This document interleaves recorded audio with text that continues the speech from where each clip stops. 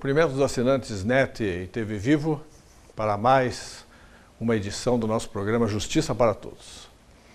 O programa Justiça para Todos é de iniciativa e responsabilidade do SINAP, o Sindicato dos Advogados do Paraná. Com esse programa, o SINAP visa criar um canal de comunicação entre a comunidade judiciária, especialmente os advogados, e a sociedade civil.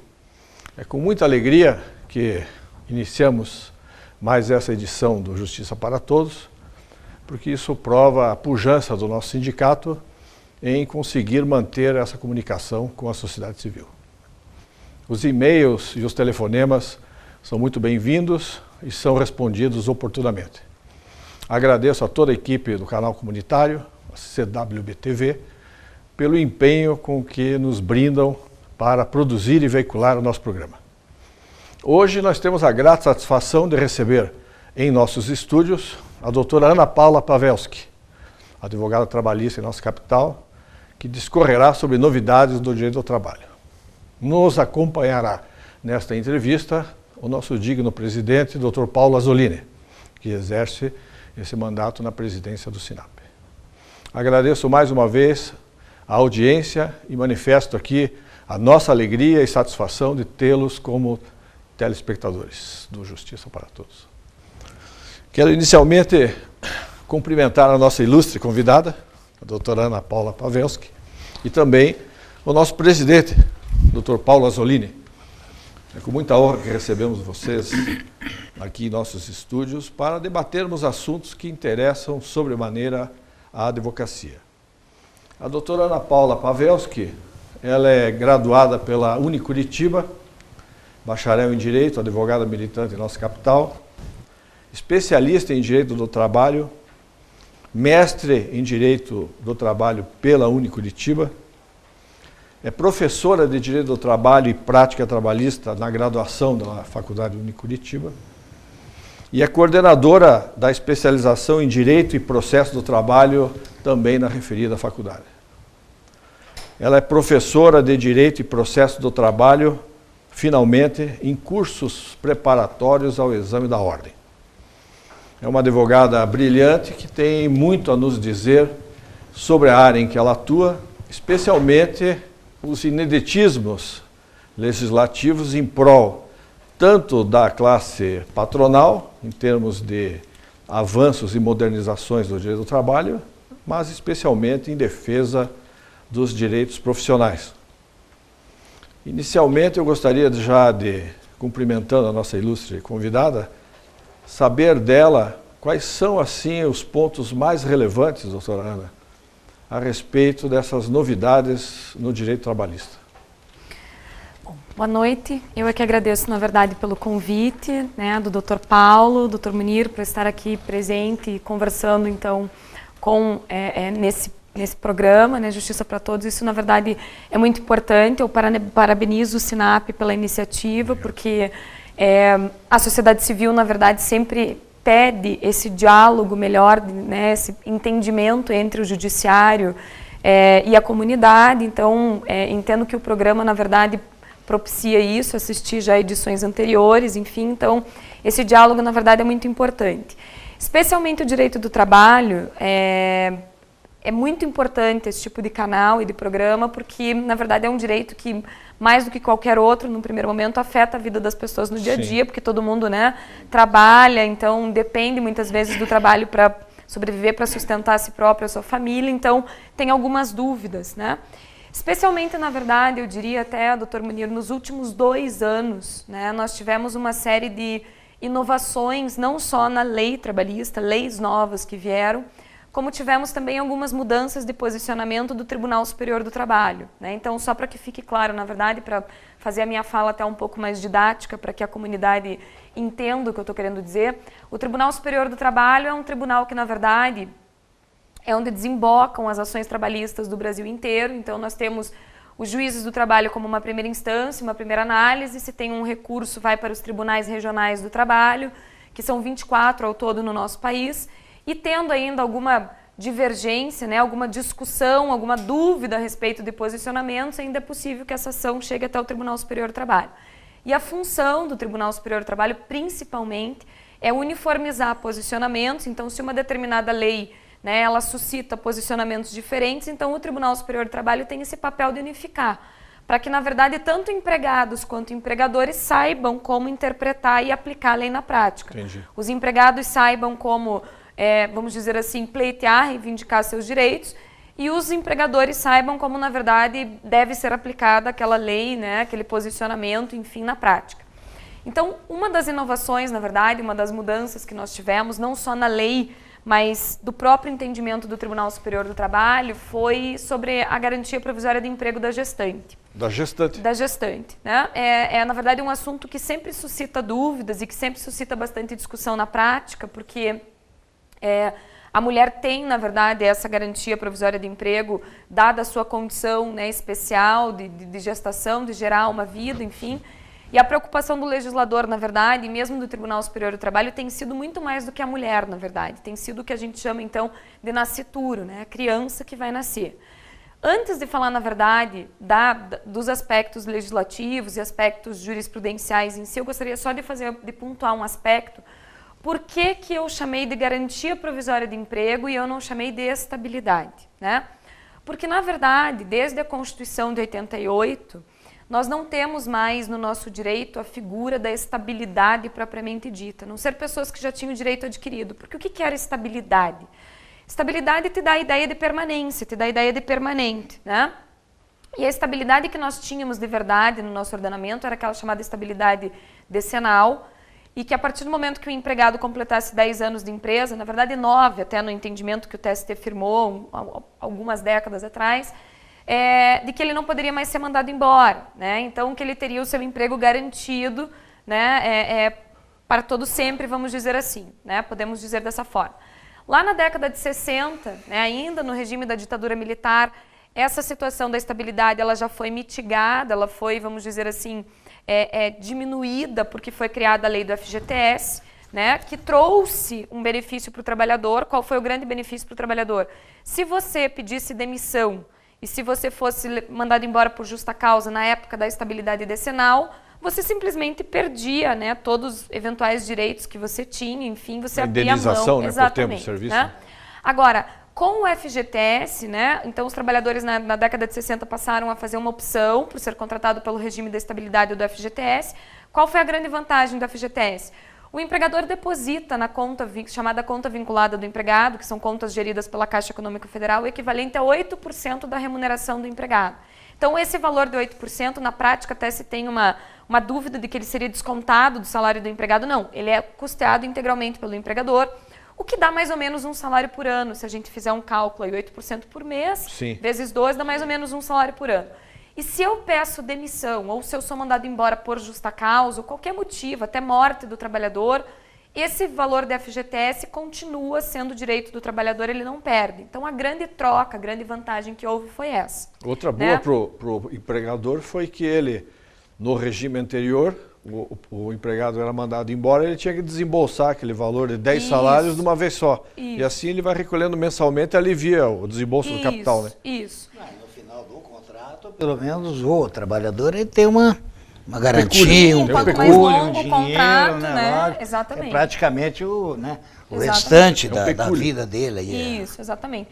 Fora que esses valores, né, a questão de casa própria e tudo, então, quer dizer, a gente tem uma série de vantagens até, hoje, né, outros aspectos práticos. Bom, o fato é que essa estabilidade decenal, então, ela acabou com a Constituição de 88, porque a partir da Constituição de 88, então, o empregador pode promover a chamada dispensa sem justa causa, vamos dizer assim, a seu bel prazer, né? Desde que não seja uma dispensa ilegal, uma dispensa discriminatória, como a gente vai tratar, né, mais para frente ainda nessa fala de hoje, o empregador, na verdade, ele pode lançar mão, né, por uma decisão econômica, uma decisão administrativa, uma decisão que aquele empregado não lhe serve mais, ele pode dispensar sem justa causa. Nesse caso, né? por exemplo, ele diz lá que é uma questão de economia na empresa dele, ou uma dificuldade financeira da época que ele está passando. Que ele tem a necessidade de economizar, dispensando alguns funcionários dele. Exige aí a justiça. Ela vai buscar uma prova que exige essa dificuldade financeira, ou como é que ele comprova isso? Ele só diz que né, a dificuldade financeira da época devido ao mercado e tal, e manda embora. Veja, Na verdade, nós temos diversos aspectos. Com relação, num primeiro momento, a um trabalhador, né, que não tenha nenhuma garantia provisória de emprego, que não seja soropositivo nos dias de hoje, que nós vamos conversar daqui a pouquinho, e não tenha nenhuma doença, né, que gere uma discriminação, o empregador simplesmente dispensa, paga as verbas rescisórias, né, dentre elas a multa de 40% do FGTS, e a Justiça, no primeiro momento, não sendo discriminatória essa dispensa, a Justiça não vai questionar, porque isso é o chamado direito potestativo do empregador. Ele decide, que é uma questão do poder diretivo, né, de organização do empreendimento, e dispensa esse empregado. Agora, as garantias provisórias de emprego, mesmo sendo um caso de dificuldade econômica da empresa, elas têm que ser respeitadas. Claro, se eu não consigo mais manter aquele trabalhador no meu quadro, qual é a opção que a legislação me dá? Pagar a indenização correspondente ao tempo da garantia provisória de emprego. Né? O fato é que, então nós não temos mais, tecnicamente falando, estabilidade para todo sempre. O que nós temos são as garantias provisórias de emprego, ou seja, desde que o trabalhador preencha um determinado requisito legal, ele tem o seu emprego garantido por um período de tempo, né? Perfeito. No caso da gestante, isso veio disciplinado, né, no chamado Ato das Disposições Constitucionais Transitórias, né? Então, já em 88, veio essa situação de que a gestante tem direito à garantia provisória de emprego, ou seja, ela não pode ser mandada embora sem justa causa, desde a confirmação da gravidez até 5 meses após o parto. Né? Todo esse período, então. Exatamente. A gravidez mais 5 meses após o parto. Desde a confirmação da gravidez até 5 meses após o parto. E o que aconteceu? Esse ano agora, final de abril, enfim, nós tivemos aí o acréscimo de um artigo na CLT, né? Foi acrescentado na CLT, na Consolidação das Leis do Trabalho, o artigo 391A, que diz que se essa confirmação da gravidez ocorrer no curso do contrato, entendido nisso, inclusive ou aviso prévio, né? Então a mulher pode estar cumprindo o aviso, porque ela pediu demissão, foi desligada, está cumprindo o aviso, ou é o aviso prévio indenizado, aquele pago pelo empregador, né? Mesmo que ela engravide durante esse período, ela tem direito à estabilidade. Até no período de experiência, né? Agora, inclusive, também, daí o que aconteceu? Né? Essa lei foi esse ano, essa mudança, esse acréscimo desse entendimento na CLT. Mas o Tribunal Superior do Trabalho mudou em setembro do ano passado, então em setembro de 2012, nós temos aí 1 ano e alguma coisa, uma súmula, que é um posicionamento de jurisprudência que dizia que no contrato de experiência a mulher não teria a estabilidade, né? Desde que fosse feita a rescisão do contrato de experiência por término do prazo, né? Então previa um prazo contigo de 45 dias mais 45 dias, que o máximo são 90 dias de experiência. Se eu fizesse a rescisão do teu contrato de trabalho no 45º dia ou no 90º, que foram os prazos que eu combinei contigo, você não teria estabilidade, né? Porque já era um contrato por prazo certo, quer dizer, a mulher estava ciente de que a contratação dela não era por um prazo indeterminado, era por um período de tempo. Até aí, então, o entendimento é que mesmo era de que não tinha, exatamente. Não teria não tinha garantia. Exatamente. Só que o que começou a acontecer, né? Na verdade, as nossas cortes, elas acabam ficando muito atentas ao que está acontecendo na prática também. Claro. O que começou a chegar muito no TST? Ações, demandas, né, em que se retratava que, na verdade, o empregador fazia essa extinção do contrato de experiência não porque a mulher não tinha se adaptado à função ou porque ela não era uma boa profissional, simplesmente porque ela estava grávida, na verdade. Né? O Brasil, infelizmente, você cria as boas leis e sempre tem o pessoal que abusa dos direitos da lei. Né? Exatamente. Então, o que acontece? O contrato de experiência, ele sempre teve como finalidade avaliar a aptidão do trabalhador, né? Verificar se o trabalhador se adapta ao ambiente empresarial, se ele tem toda mesmo aquela desenvoltura, aquela competência que ele disse ter na entrevista de emprego, né? Assim como o trabalhador também avalia o empregador. Então, o que é o comum de um contrato de experiência? Eu fazer a rescisão desse contrato se efetivamente o trabalhador não se adaptou.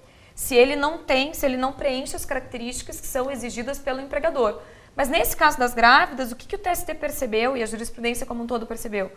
Que, vamos dizer assim, a grande maioria dos contratos era rescindido pelo fato da gestação. E não da qualificação. Sim, eu mesma no escritório peguei alguns casos, até pessoal que trabalha com vendas e tudo, né? Uma moça, uma recente lá do final do ano passado, ela era a melhor vendedora da loja, né? A vendedora o número 1 do ranking, no 2º mês de contrato ali.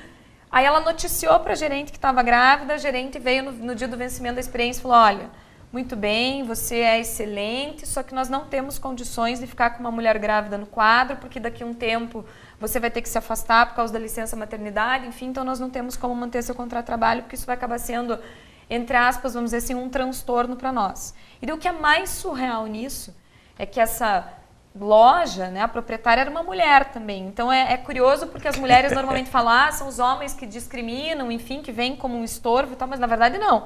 Né? Nesse caso ela foi discriminada por uma mulher, inclusive. Na realidade a discriminação é do capital, né? Que não é feminino nem masculino. Né? Agora, quando eles instituíram esse direito da gestante de ter essa garantia de emprego e o direito de amamentar durante um tempo, de se abstrair do trabalho por 15 minutos a cada tempo, eles diziam que um dos reflexos que essa lei traria era o desemprego feminino em massa, que ninguém mais ia contratar mulheres. Pelo que a doutora está contando, isso aí não aconteceu. Veja, o que nós observamos culturalmente? Que nós temos ainda uma resistência em certos setores, inclusive de contratação da mulher, ou mesmo de salários menores ainda, inclusive um dos objetivos da ONU do milênio é tentar acabar com essa discriminação que ainda existe no mercado de trabalho. Né? Se nós formos analisar números, né, do próprio DIEESE, enfim, é curioso, mas mesmo aqui em Curitiba, em região metropolitana, se eu comparar, né, pessoas de mesmo escalão nas empresas, mulheres e homens, as mulheres ainda ganham menos. Não, mas digo assim, em oferta, né, de emprego. Veja, a oferta de emprego, o que o mercado de trabalho acabou demonstrando? Que as mulheres estão hoje em dia nas universidades, estão se capacitando mais, então a oferta de emprego para mulheres, num primeiro momento, não diminuiu, né? Certo. Só que o que acontece? Essa lei não deixa, né, toda essa proteção que é necessária de fato, dada a condição especial, ela não deixa de criar uma certa, vamos dizer assim, discriminação ou uma certa resistência da mulher em alguns setores, em algumas situações. Entendi. O fato é que, né, o dia a dia tem nos mostrado que a mão de obra feminina está cada vez mais dominando mesmo o mercado de trabalho, até mesmo na construção civil, que era um setor predominantemente de homens. Hoje em dia, cada vez mais nós vemos reportagens aí mostrando que as mulheres estão sendo contratadas a ocupar posições por uma série de características pessoais, todo inclusive. Serviço, né? Que antigamente nunca a mulher participou, hoje ela participa, até num posto de gasolina, numa mecânica e tudo. Mas vou voltar um pouquinho ao ponto lá, que você diz muito a questão da proteção da mulher. Mas também tem o outro lado, do lado que nós estávamos falando do patrão. Mas tem também, que eu conheço muitos casos aí, que o pessoal está grávido e já vem trabalhar, principalmente em prédios, zeladoras e tudo, e fazem de tudo já para não dar certo o trabalho e tal, para depois buscar esse direito aí. Que ela estava grávida e foi dispensada. E então, quer dizer, tem essa outra mas é uma exceção, né? Também. Mas é exceção, né? Não, olha, é exceção, mas ela também está pegando uma cultura de, sabe, principalmente esse pessoal de baixa renda, que aí a hora que percebe que está grávido, sabe da dificuldade que vai ter e tudo, procuram sim, principalmente em prédios, vão lá como zeladora e tal. E quando você chega também no tribunal, é esse ponto que eu queria até colocar aqui na discussão, na verdade, quando você chega no tribunal, vamos dizer, o edifício, o condomínio, ele não tem direito nenhum, não adianta. Foi mandado embora, ela estava grávida, sabia ou não sabia, porque você também não vai poder pedir a ficha ou querer questionar se a pessoa está grávida ou não. Então, daí nesse ponto, por exemplo, aí, como é que você também vê se pode haver aí digamos assim, na hora do julgamento, um entendimento melhor? Tudo. E geralmente todo mundo parte para um acordo, lógico, né? Porque aconteceu, a lei diz, não vai ficar discutindo. A lei já diz que o juiz também vai estar lá para cumprir a lei, não tem outra questão, né? E procura haver isso aí. Eu não sei agora, como é que você também interpreta aí que esse outro lado, vamos ver. O que acontece é o seguinte, na verdade, não só em condomínios, mas mesmo em empresas, o que a gente percebe? Às vezes é uma questão de falta de organização, né? De quem cuida do departamento pessoal, ou mesmo dos empregados. Por quê? Porque a grávida, ela pode ser dispensada por justa causa. Eu não preciso entrar na justiça, a chamada ação, inquérito judicial para apuração de falta grave, eu, empregador, contra o empregado, para dar justa causa na gestante. Okay. Ela pode ser dispensada por justa causa. Dentro de todos aqueles requisitos legais, enfim, né? É claro que O judiciário já analisa, por exemplo, uma justa causa com cuidado, porque muitas vezes o empregador lança a mão da justa causa de uma forma abusiva.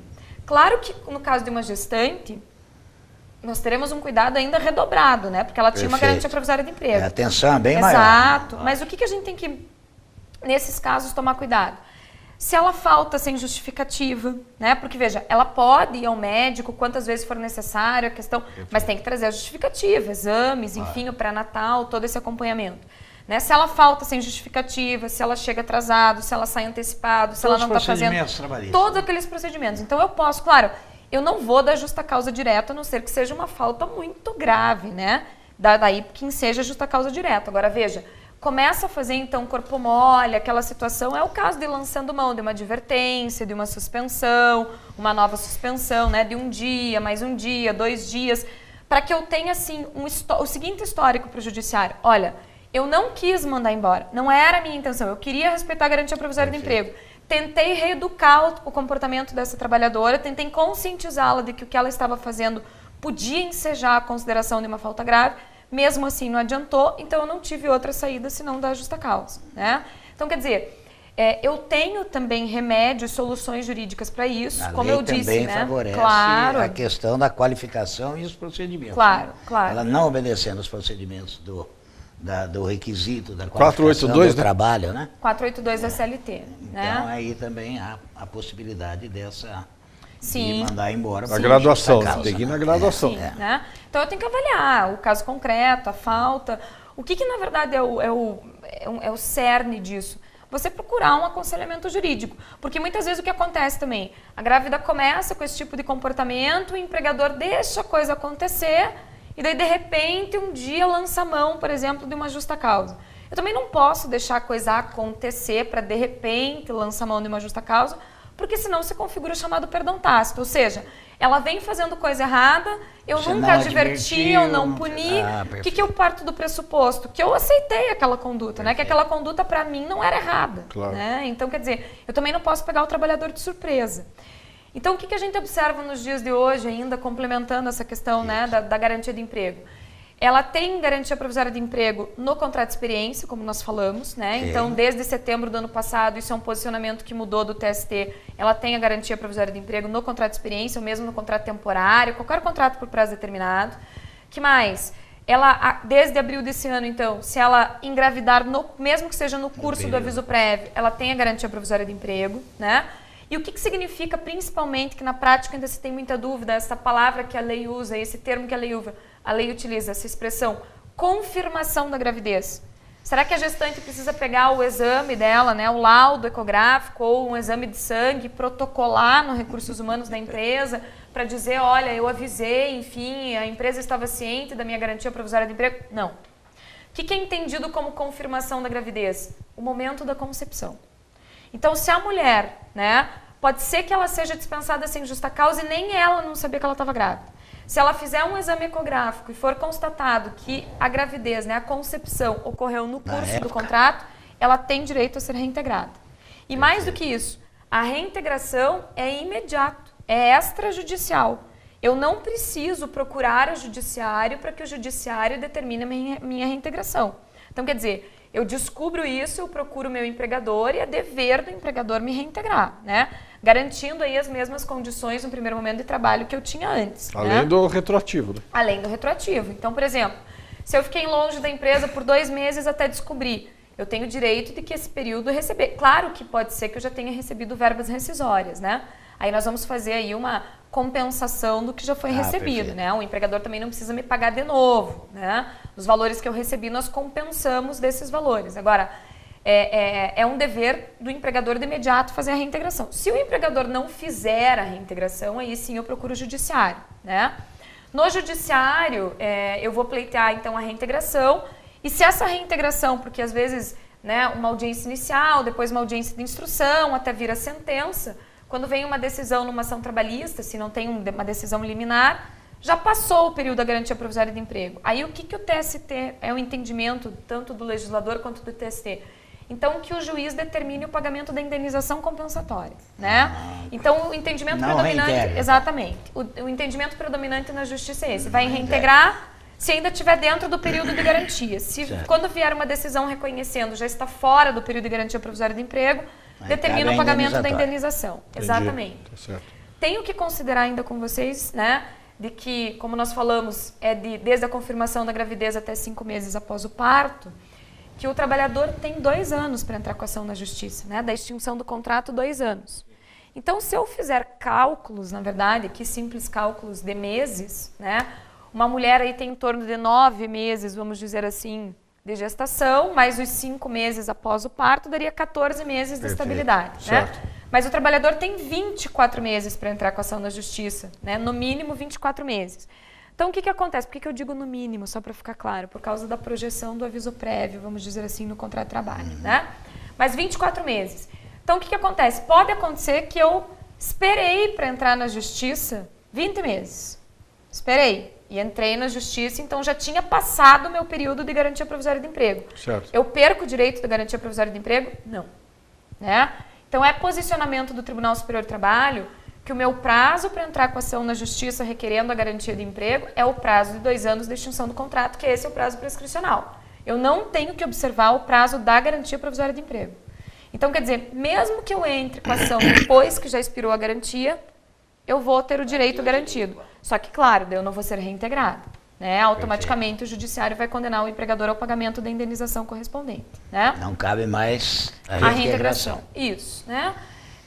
A não ser, claro, que a empresa ofereça, a mulher tenha interesse, enfim, ser reintegrada, né? Dependendo das condições em que tudo aconteceu. Né? Então, isso é interessante. Uma outra situação que o TST também tem, que nós temos observado nos julgamentos. Tem acontecido, né, a mulher não sabia que estava grávida, ou ela sabia, mas não, a empresa não sabia, mandou embora, até dispensou sem justa causa, vamos dizer assim, de boa fé, não sabia que a mulher estava grávida. Mesmo assim, ela tem direito à garantia, a ser reintegrada ou a indenização depois, mesmo assim.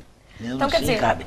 Cabe, né? Então, mulher sabendo, não sabendo, empresa mandou embora sabendo ou não sabendo, ela tem direito à garantia de emprego, né? Por quê? É o chamado aqui risco do negócio, né? Quem assume o risco da atividade que desempenha, o risco da atividade econômica que desempenha é o empregador, né?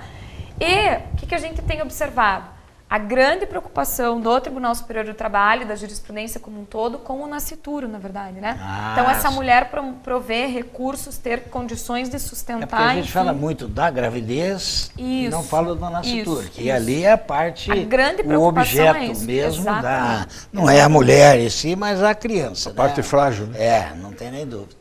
Vamos falar um pouquinho, então, do soropositivismo. Ok. Então, o que nós temos? Podemos, né? Claro. Então, o que nós percebemos? Na verdade, nós não temos nenhuma lei específica que trate do trabalhador soropositivo. Né? Quem que é o trabalhador soropositivo? O trabalhador que tem AIDS. Né?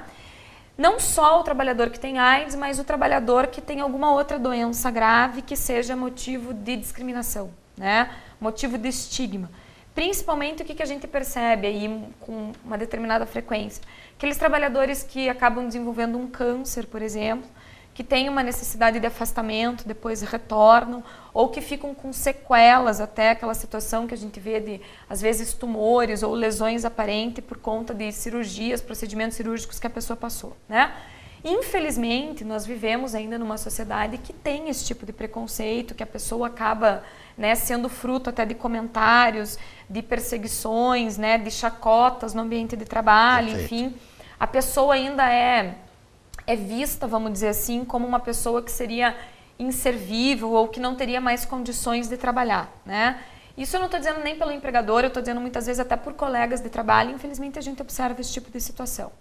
Então, o Tribunal Superior do Trabalho, atento a isso, no ano passado também editou um posicionamento novo, né, uma súmula, não é lei, mas é súmula, é entendimento do Tribunal Superior do Trabalho, que presume-se discriminatória a dispensa do trabalhador soropositivo e do trabalhador que tem uma doença grave que causa estigma, então que causa esse tipo de preconceito. O que significa dizer isso?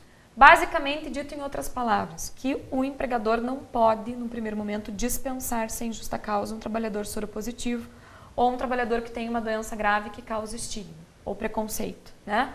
Então, o que a gente observa? Eu até, olhando a súmula, você tem os precedentes do Tribunal Superior do Trabalho, casos que levaram aquele entendimento, uma repetição de julgados que levaram aquele entendimento. Você pega casos, por exemplo, de trabalhadores que ficou comprovado na ação trabalhista que foram objeto de discriminação por colegas de trabalho, o empregador não fez nada para inibir isso, pelo próprio superior hierárquico, né, que também fazia chacotas, enfim, e que de repente aquele trabalhador, embora ele trabalhasse, ele produzisse, ele foi dispensado sem justa causa pelo fato de ser soropositivo. Então, nesse caso, eu não tenho nenhuma dúvida que a dispensa é discriminatória, né? Agora, tem casos que você vai observar... Nesse caso, por exemplo, caberia reintegração? Exato. O que acontece? Nós não temos uma lei específica... Exato. Foi discriminado, foi dispensado. Então, o Tribunal Superior do Trabalho, o que ele tem feito?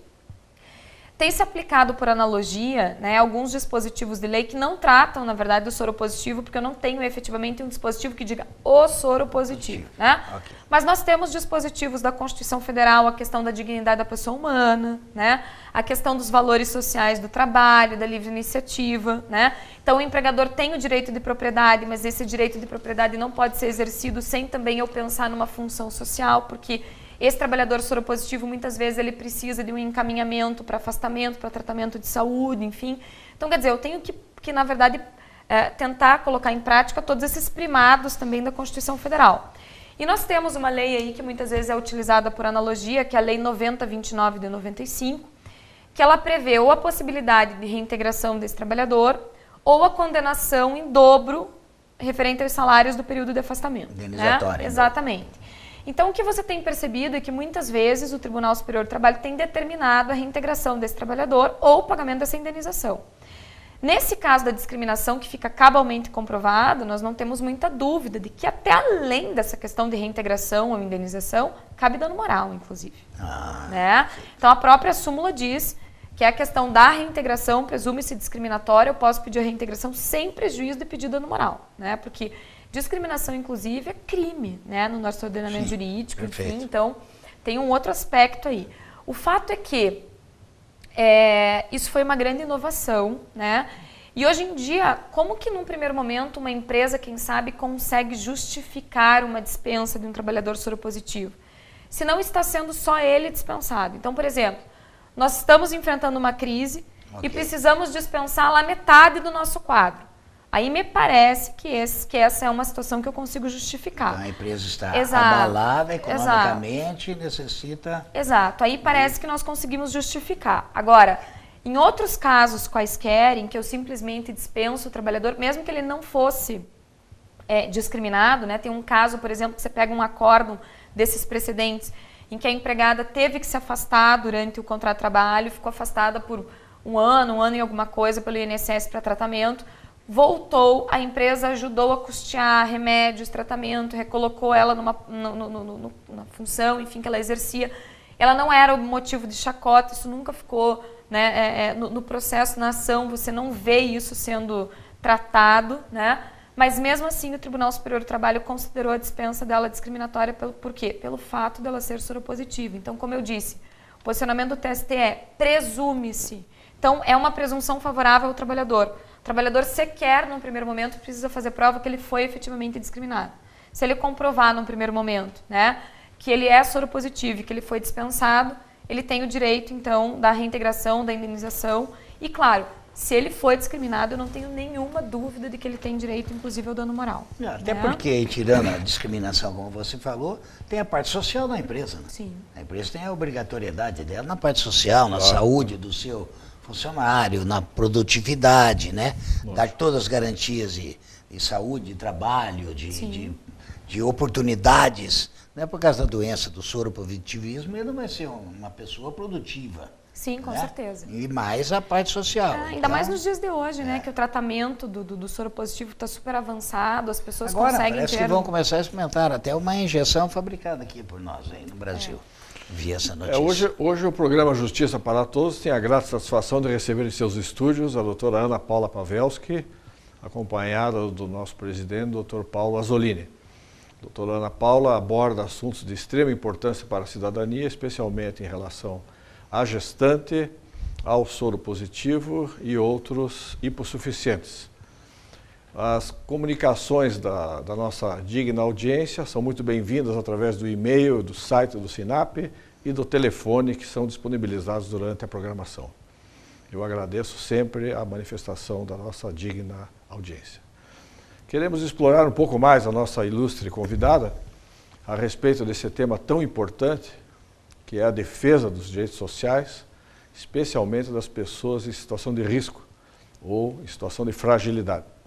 Além da gestante, doutora Ana Paula, e do aidético, soro positivo, quais as outras pessoas que poderiam ser enquadradas nessa categoria? Veja, nós tivemos também uma mudança de posicionamento importante do Tribunal Superior do Trabalho com relação ao acidente de trabalho. Né? Na verdade, até não foi bem uma mudança, mas foi uma consolidação de posicionamento. Nós temos também a questão do contrato por prazo determinado, seja o contrato de experiência ou o contrato temporário, né, que até agora, por exemplo, no final do ano, aí no Natal, os empresários acabam, principalmente o comércio, acabam lançando mão, né, de contratar os empregados temporários, enfim. Então, muitas vezes o que acontecia? Esse trabalhador com um contrato por prazo certo sofria um acidente de trabalho. Ficava afastado pelo INSS por mais de 15 dias, daí então um afastamento superior a 15 dias ele recebe o benefício previdenciário. A grande discussão, a grande dúvida que se tinha era, ele tem a garantia provisória de emprego ou não tem? Porque afinal de contas o contrato dele também é por um prazo certo, né? Então o que o Tribunal Superior do Trabalho também alterou a súmula 378 aí no ano passado? De que se esse trabalhador por contrato por prazo determinado sofrer um acidente de trabalho, ficar afastado por mais de 15 dias e portanto receber o auxílio doença acidentário, né, ele tem a garantia provisória de emprego. Então quer dizer... E aqui é bom pontuar o seguinte, porque as pessoas confundem muito na prática. O que é um afastamento do INSS que gera essa garantia de emprego, dos 12 meses depois da alta médica? É um acidente de trabalho. Então, aquele acidente que eu sofri no final de semana, jogando futebol, andando de bicicleta, correndo, né, que agora está na moda o pessoal, aí, enfim, né, a preocupação com a saúde e com a qualidade de vida, né? Então, me machuquei aí no final de semana, enfim... ou fora do horário de trabalho, não tem nada a ver com o trabalho, tá? Eu até posso receber o auxílio doença comum do INSS, enfim, ficar afastado por um tempo. Quando eu retornar, eu tenho estabilidade? Num primeiro momento, não, né? Agora, se é um acidente de trabalho, seja um acidente que eu sofri, então, realizando as atividades dentro da sede da empresa, fora da sede da empresa, porque muitas vezes eu não estou trabalhando só dentro da sede da empresa. Serviço de fora, trajeto, né? Aquele deslocamento casa-trabalho, trabalho-casa, chamado acidente in itinere. Se eu ficar afastado por mais de 15 dias e receber o auxílio doença acidentário, aí eu tenho a garantia de emprego, né? De 12 meses da alta médica. Essa garantia de emprego, então, agora subsiste, ela existe também nos contratos por prazo determinado, então, sim, né? Então, quer dizer, eu tenho agora... esse outro paradigma, essa preocupação, porque muitas vezes, né, infelizmente, o que a gente percebe? Se nós começamos a analisar números do INSS, o índice de acidente de trabalho ainda no nosso país é muito grande, né? E isso, assim, números dos acidentes de trabalho que chegam ao INSS, da notícia que chega. Porque nós sabemos que todo empregador tem a obrigação de emitir a chamada CAT, Comunicação de Acidente de Trabalho, mas em muitos casos esse documento não é emitido, né? Para tentar aí... vamos dizer assim, mascarar ou esconder uma determinada situação, enfim. Então, dentro do que chega de notícia ao INSS, nós já temos um número grande, né, um número elevado. Então, é mais uma preocupação do judiciário na proteção do trabalhador, porque muitas vezes esse trabalhador ele sofre um acidente grave, né? Ele perde lá um membro, uma mão, um braço, uma perna, enfim, ele tem uma sequela que vai acabar limitando depois o acesso desse trabalhador ao mercado de trabalho novamente. No caso de doenças também? Veja, doença que não relacionada ao trabalho não tem estabilidade no primeiro momento, a não ser que entre naquela situação do soro positivo ou de uma doença grave que causa estigma, né? Mas doença relacionada ao trabalho é a mesma situação, né? Então, uma LER, DORT, enfim. Claro que uma LER, DORT, ela acaba demorando mais um tempo para aparecer. Mas, às vezes, o trabalhador desenvolve, né, uma doença ali. Às vezes, trabalho, né? Exatamente. Né? Então, aí, só para deixar esclarecido, tanto o temporário quanto o contrato determinado, havendo um acidente, eles têm o direito. Sim, a súmula até fala do contrato temporário, especificamente. mas tem se entendido que é o contrato por prazo determinado como um todo. Por isso que eu busquei aí a dúvida. Isso, mas tem se entendido, né, pelo que nós temos visto até de comentários a respeito, tem se entendido o contrato por prazo determinado como um todo. Nós temos mais um tempinho, gostaria de falar um pouquinho da conciliação. Sim. Eu, por exemplo, sou um cara que luto muito e acho que todo cidadão deveria primeiro procurar uma solução sem a justiça. Sim. Que seria a conciliação, né? Que todos estivessem satisfeitos e que todos saem de uma mesa redonda na negociação, na conciliação, e não aí vamos gastar mais dinheiro em justiça e todos saem com seus direitos ali satisfatórios. Certo. Né? E aí estamos até conversando com a doutora Ana Paula e eu falei em conciliação porque o Código Civil, na reforma dele agora, ele vai exigir uma conciliação primeiro, para depois haver a ação... Código de processo. Isso, perfeitamente. Então, e a doutora me falou também que agora o Judiciário Trabalhista também está com essa semana aí de dezembro.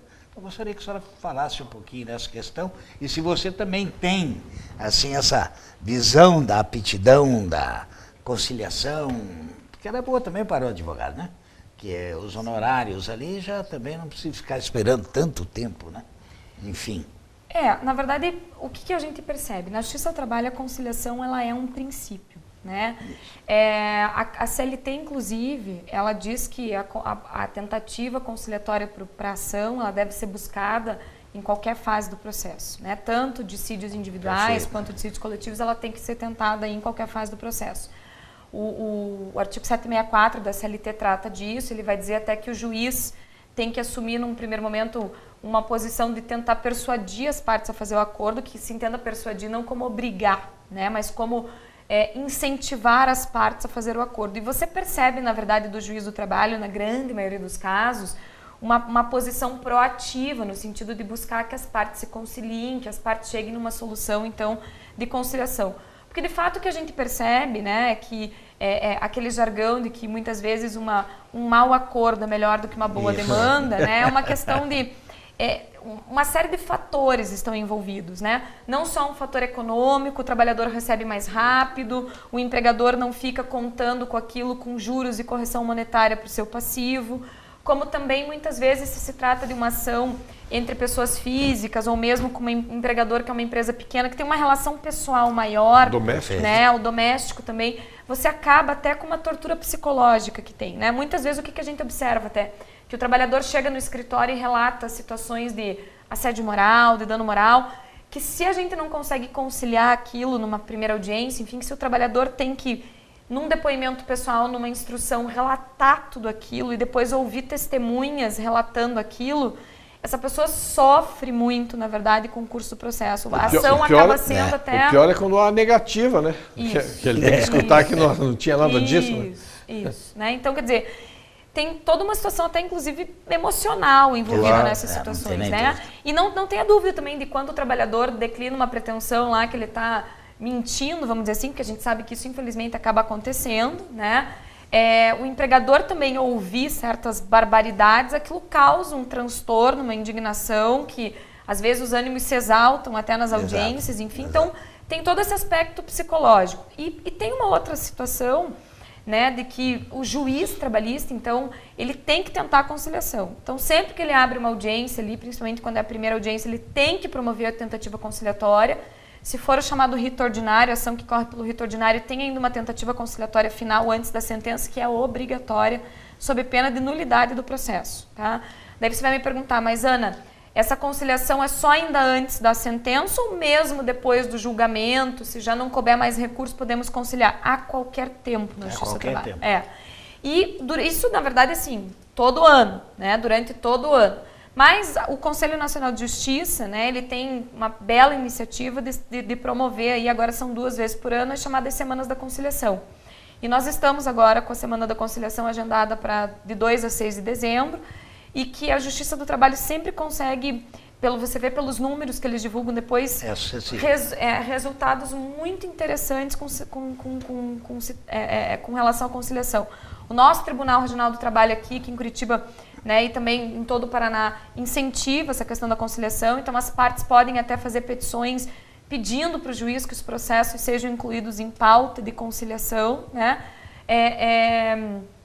E é muito interessante essa iniciativa de fomentar isso, né? De que o judiciário não fomente o chamado, que a gente brinca, o espírito beligerante de se brigar, todo aquele embate jurídico, né? Então, uma solução mais rápida. A grande vantagem é que no momento da conciliação, as próprias partes dão uma solução para o litígio delas, né? E não deixam na mão de outros, né? Juízes, advogados, desembargadores, a solução que virá do jeito e do tempo que eles acharem que deve. É muito boa quando eles querem fazer a conciliação mesmo, né? Porque daí abre um pouquinho dos seus desarma os espíritos. Né? Então é mais fácil de se fazer. E eu acho essa iniciativa bastante plausível pelo Tribunal Trabalhista, porque ali eu acho que é o tribunal que mais trabalha, né, nessas questões de conciliação e também é o que mais procurado, né? E os sindicatos também, né? Sempre procurando, né? E agora até os sindicatos estão nessa também, aí com a Câmara de Conciliação Prévia, Conciliação Prévia. Lá a Justiça Privada, que chama? Nosso sindicato, nós temos a comissão nossa, nós fizemos, parece que 12 depois que se criou, voluntariamente, um pessoal. Surpresa nossa também, foi até a Malucelli procurou o sindicato, fizeram o acordo, o pessoal da Urbis, teve várias empresas assim, de porte que procuraram o sindicato para fazer a conciliação. E a gente ficou muito contente que foi aí há um ano, né, que nós criamos essa comissão, os próprios colegas, advogados que criaram e tudo, e foi um sucesso muito grande. Porque muitas vezes, se você não concilia, né, numa ação, a parte, o trabalhador e mesmo o empregador acabam sendo frustrados, né? Porque, por exemplo, o trabalhador, às vezes ele está alegando até um dano moral, alguma situação que ele não tem como provar. A situação de fato aconteceu, mas ele não tem como provar. Né? E às vezes ele prova, mas a contrapartida não satisfaz. Exato. Ou às vezes faz uma prova, mas faz uma prova que não é tão robusta, então o juiz rejeita o pedido, aí o trabalhador acaba ficando frustrado com o judiciário, com o advogado. Então é sempre é uma situação delicada. Então, muitas vezes, né, realmente a conciliação aí é uma solução adequada, efetivamente. Claro que eu não posso também fazer uma conciliação que seja medíocre, né? Então, eu, advogado, eu tenho a obrigação de orientar o meu cliente, o trabalhador ou o empregador, quando a conciliação é uma vantagem mesmo, não é uma vantagem. Só que eu também sempre tenho que ter a consciência de que o processo não é meu, né? Claro. Eu estou fazendo um aconselhamento profissional, um aconselhamento técnico, jurídico, mas eu não posso impedir o meu cliente, né? De repente, às vezes ele está precisando, eu tenho que incentivar, enfim, mas eu também não posso, o advogado não pode ser um empecilho daí nesse momento. Pelo contrário. Infelizmente, às vezes nós percebemos que tem colegas que acabam agindo dessa maneira, né? Verdade. Mas toda a classe, né? Isso, todo tem o bom e o profissional não tão bem intencionado, né? Mas eu acho que conciliação é uma solução muito boa para todos. O nosso programa Justiça para Todos é de iniciativa e responsabilidade do SINAP, o Sindicato dos Advogados do Estado do Paraná. Com esse programa, o SINAP visa criar um canal de comunicação entre a classe judiciária, especialmente a advocacia, e a sociedade civil. E-mails e telefonemas e participações com sugestões e críticas são muito bem-vindos pela nossa produção. A participação da nossa digna audiência é o que faz o programa Justiça para Todos estar no ar há quase 8 anos. Hoje temos a grata satisfação de receber em nossos estúdios a doutora Ana Paula Pavelski. A doutora Ana Paula vem discorrendo sobre assuntos que interessam sobremaneira a cidadania. Nos acompanha nessa entrevista o presidente do nosso sindicato, o doutor Paulo Azzolini. Eu gostaria de perguntar, já encaminhando o programa, doutora Ana Paula, para a parte final, eu gostaria que a senhora, a nossa colega, ilustre colega, nos discorresse sobre o que a colega vê de futuro para as relações trabalhistas, o direito do trabalho, a legislação, o que o futuro nos aguarda nessa área. Veja, isso é sempre uma discussão bastante interessante, né? Porque nós vemos aí, continuamos vendo ainda interesses contrários, né? Sim. Apesar de desenvolvimento econômico do nosso país, desenvolvimento de telecomunicações, de informações, do desenvolvimento da sociedade aí como um todo, acesso à informação também, o que a gente tem percebido, né? que o trabalhador, ele tem hoje em dia buscado mais, né, defender, pleitear seus direitos, não só na justiça, mas já no âmbito do contrato de trabalho, né? Então, nós temos um trabalhador mais bem informado, que ele questiona hoje muito seu empregador, que ele não tem tanto medo mais de procurar um advogado também que o oriente para que ele possa agir, né, de forma a proteger seus direitos. Agora, o que a gente percebe é assim, é uma preocupação do legislador ainda com questões sociais, com comportamentos que a gente vê, né, a própria essa questão da gestante, que nós falamos, essa quebra de paradigma do contrato de experiência, não ter estabilidade para ter estabilidade. O direito, ele tenta, né, os posicionamentos jurisprudenciais, não só a lei, eles tentam acompanhar o que acontece no mundo social, né? E se a lei, num primeiro momento, não acompanha a velocidade das relações jurídicas, o judiciário tenta adequar, né, a interpretação da lei a isso. Então, nós temos uma tendência de protecionismo sempre do trabalhador, essa é a grande função do direito do trabalho, né? Por conta de razões históricas, de razões sociais, de revolução industrial que vem desembocando, inclusive, até os dias de hoje, né?